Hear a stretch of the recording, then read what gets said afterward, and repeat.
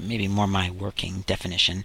An accessible website is one that can be used by people with disabilities as easily as. In this presentation, I'm going to offer a brief overview of web accessibility and usability. I've always liked this quote by Tim Berners-Lee, who is credited with inventing the World Wide Web. I know it's a funny joke to say Al Gore invented the internet, but Tim Berners-Lee is a physicist at CERN in Europe and actually came up with the notion of the interconnected World Wide Web. And this is a powerful quote from him. It says, "The power of the web is in its universality. Access by everyone, regardless of disability, is an essential aspect."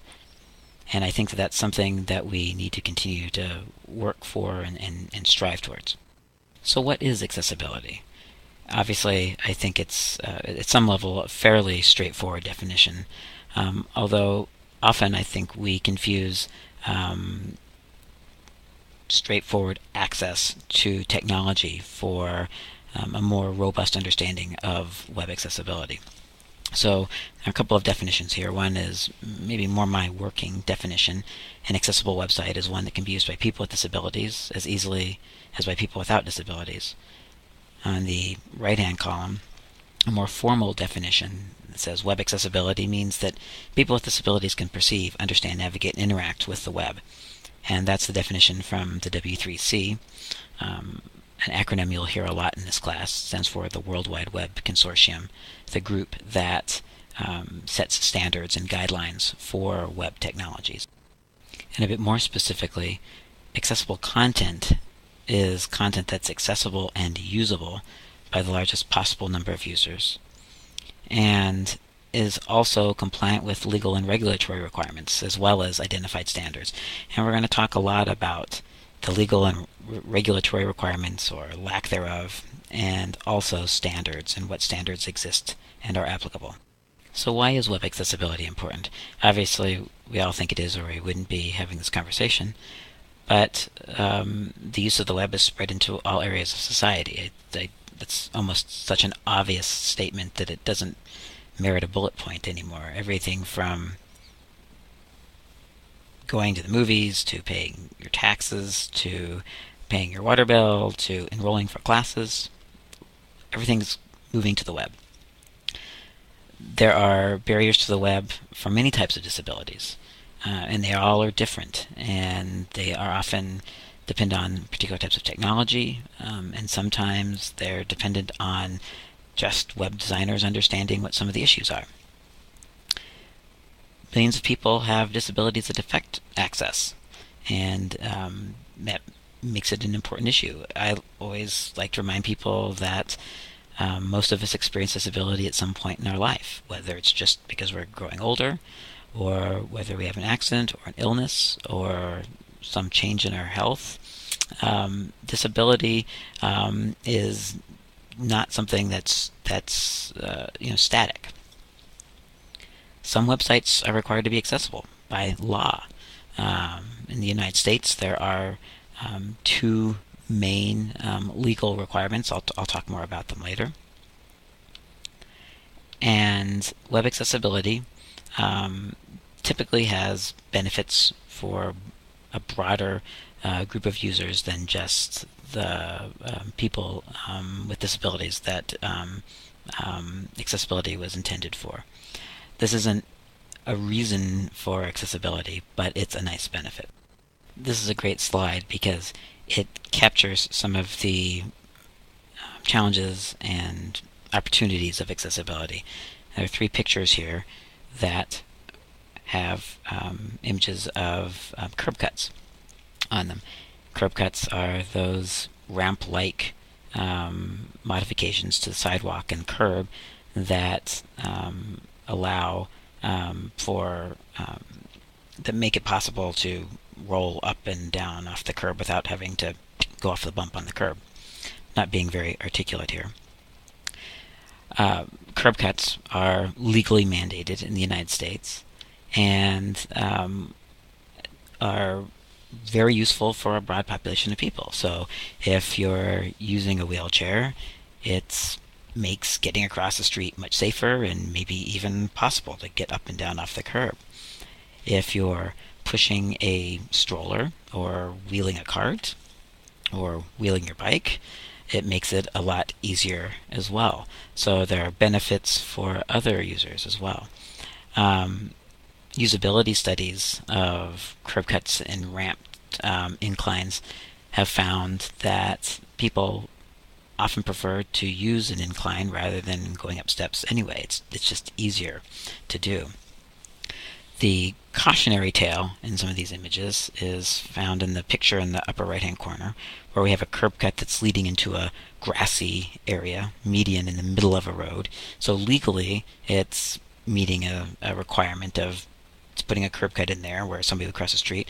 However, functionally, it just leads to the middle of nowhere. So you get across there and you're in the middle of a grassy median space in the middle of the road with nowhere to go.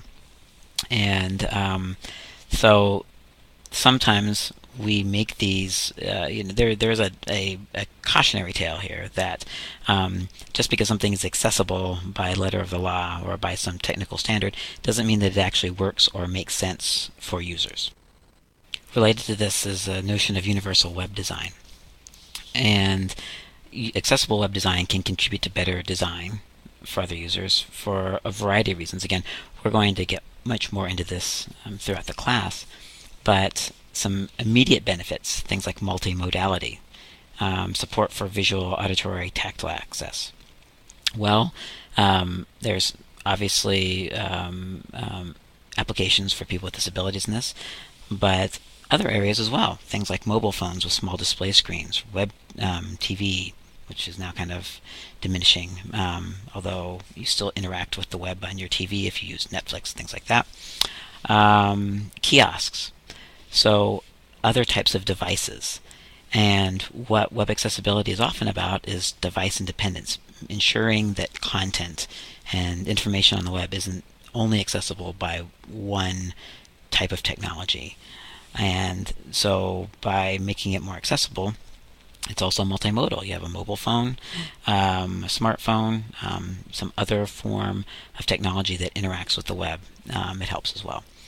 Multimodality also increases usability of websites in different situations. Low bandwidth, which is still an issue. Not every place in the United States has broadband. There are places north of Syracuse that don't have access, high-speed access to the internet. Noisy environments where it's difficult to hear the audio. We all encounter captioning in many places and maybe don't even think about it. Places like the gym or the airport, where it's either too loud, the ambient noise is too loud to make out what would be going on the TV, or there's too many things competing for a viewer's attention. Multiple TV channels, say at the gym. So captioning is a great example of that. Screen glare, where it might be difficult to see the screen. It can, whether it's being used outside or in some place where contrast isn't as good. Driving, as much as we hate to admit it, people are increasingly accessing information while driving. I'm not advocating this, but I will admit that I have listened to web content while driving, so using Adobe Acrobat to read text to me.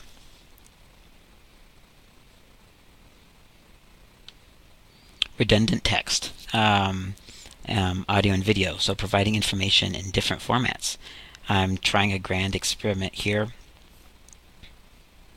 of recording the audio for this presentation while I'm also using Dragon to transcribe it, and see how this works.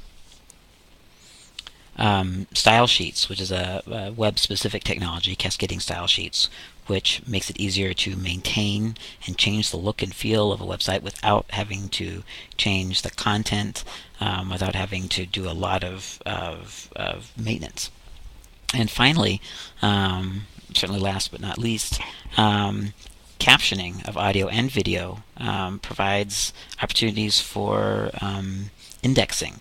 So right now, and this might change, but right now, if you have audio content or video content, Google or other search engines actually can't index it. They can't access the information that's bound up in the audio or video.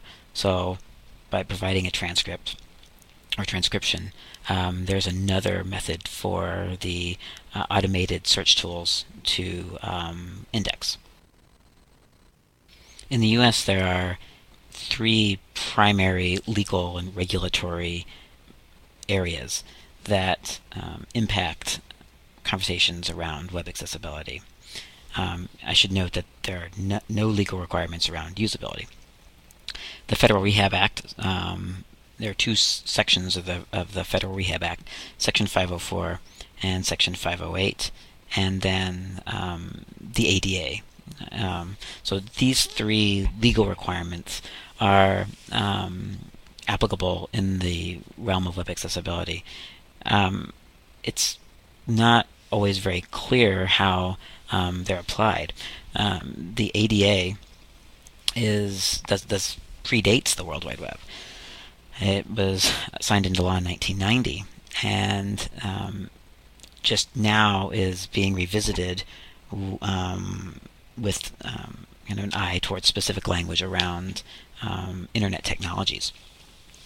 The Federal Rehab Act has actually Section 508 of the Federal Rehab Act has more detail around internet and internet technologies. Again, we'll cover this a little bit down the road, but the applicability of Section 508 and Section 504 isn't universal necessarily. So in higher education, Section 508 really may not apply. It's applicable to government agencies or to entities providing services to the federal government. So there is a little potentially gray area legally. The ADA is much more broadly applicable, but how it applies to the internet hasn't been clearly defined yet. So we'll be talking about all three of these, Section 504, Section 508, and the ADA, in detail at different points in the class. I got a bit ahead of myself earlier, but just to mention again, groups impacted by web accessibility.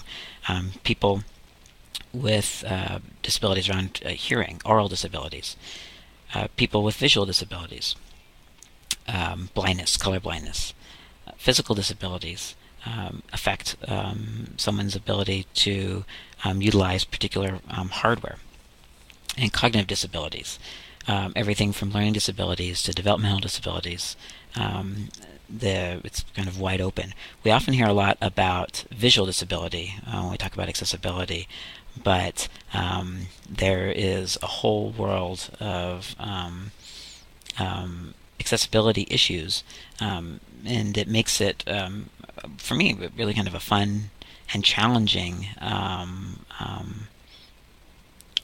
technology discussion. Again, I mentioned this earlier, we're all temporarily abled, whether it's your eyes getting worse as you age or something else. My father is blind, and he had glaucoma and lost his vision when he was 22. So for me, I think that I have a family member and a kind of a personal connection to disability, both technologically because he's a screen reader user, but also because our ability and disability status changes. It's fluid. We get sick. We age. We have car accidents or injuries. And so accessibility is important because we are all temporarily abled.